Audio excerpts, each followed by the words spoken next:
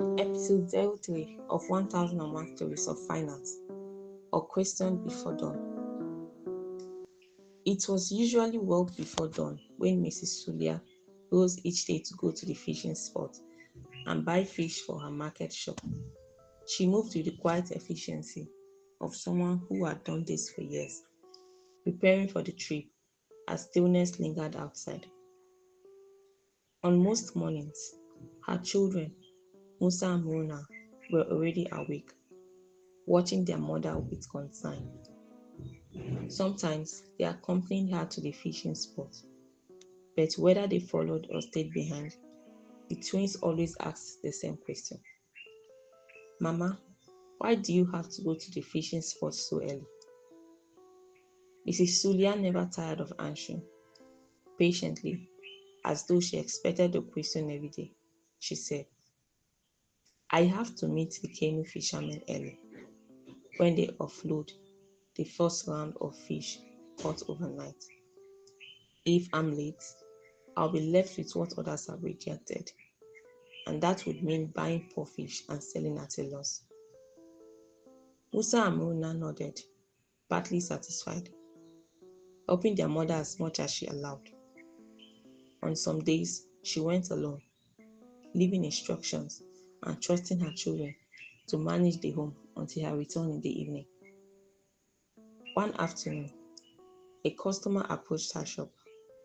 Almost immediately, Mrs. Sulia recognized the woman as Fatia, a longtime friend from her youth.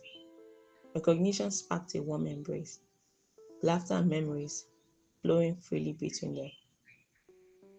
As their conversation deepened, it shifted from family matters to money and the future. Mrs. Sulia confided her worries. I want to make money forever, she said thoughtfully, but I worry about what will happen when I no longer have the strength to run this shop. The children don't seem interested in continuing the business. You know how these kids are. Fatia giggled gently. Your business is doing well, though, she said. As for my work, I'm a financial consultant. I help people invest wisely, both short-term and long-term, so they can achieve financial stability. Mrs. Sulia looked puzzled. Fatia continued. For someone like you, I would advise investing your profits into businesses you don't have to manage yourself. That way, when you're tired or too old to run the shop, you won't be afraid to stop working.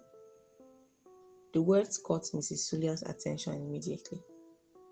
That's exactly what I've been thinking, she said. But how would you help me do that?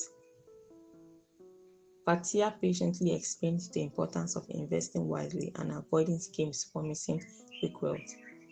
As they spoke, customers came and went, attended to by Mrs. Sulia's sales rep, leaving their discussion uninterrupted.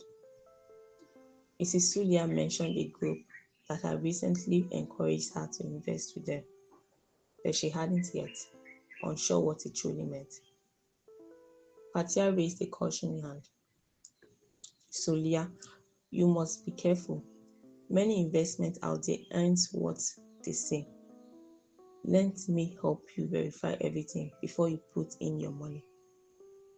She promised to guide Mrs. Sulia carefully and protect her from losses. By the time Fatia left, Mrs. Sulia felt lighter, relieved, hopeful, and more certain than she had been in a long while. That evening, she shared everything with Musa and Murna. At first, the twins were skeptical, warning her not to trust anyone with her hard-earned money. Mrs. Sulia smiled gently. I won't have this strength forever, she said. I don't want to work until old age, walking to the fishing spot every day.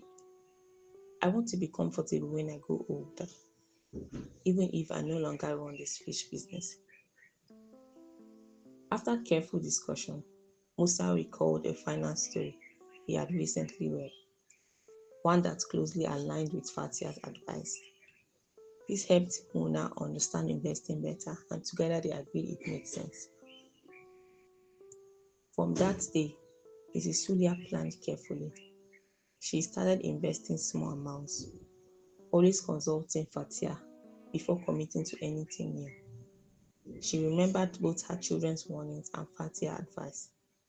It's your hard-earned money, be careful. 2 months later, a man in a sharp suit named Mr. Bello arrived at the market, carrying a leather briefcase and a booming voice. He gathered the traders, including Mrs. Sulia, and announced, "Why wait years for a harvest? Give me your money today for the Great Atlantic Poultry Scheme. We guarantee to triple your money in 30 days. No work, no risk, just wealth." The market paused. Traders, dreaming of escaping the scorching sun, reached for their purses. Mrs. Sulia felt a surge of excitement. If she tripled her money, she could open 2 more shops. Her hand moved toward her hidden tin of savings. Then she paused. She remembered Fatia's raised hand and the final story Musa had read. Taking a deep breath, she stepped forward, not with money, but with a question. "Mr. Bello," she said firmly, "how does this poultry farm triple money so fast when a chicken takes months to grow? And what happens to my money if the birds fall ill?" Mr. Bello's smile faltered. "It is a secret system, Mama. Don't worry about the birds. Worry about the profit." Mrs. Sulia looked around at the traders, then back at him. "My friend, a financial consultant, told me," she said calmly, "if you don't understand how the money is made, you are not investing, you are gambling. I will keep my fish money." A month later, news swept through the market like a storm. Mr. Bello had vanished, and the Great Atlantic Poultry Scheme proved to be nothing but a ghost.